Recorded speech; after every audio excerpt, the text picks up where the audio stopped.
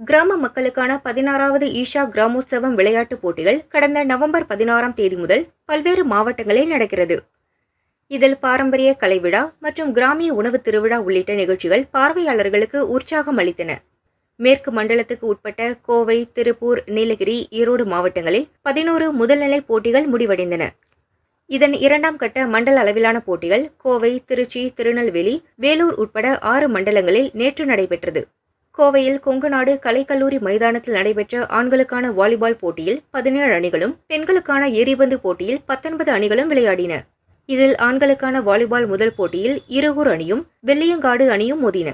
பரபரப்பான ஆட்டத்தில் 25-16 மற்றும் 25-15 என்ற புள்ளி கணக்கில் இருகூர் அணி வெற்றி பெற்றது.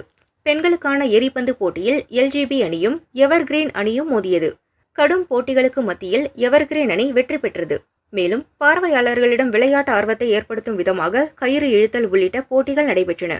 வாலிபால் மற்றும் எரிபந்து போட்டிகளில் வெற்றி பெற்ற அணிகள் டிசம்பர் 28ஆம் தேதி ஈஷா யோகா மையத்தில் இறுதிக்கட்ட போட்டிகளில் பங்கேற்கின்றன.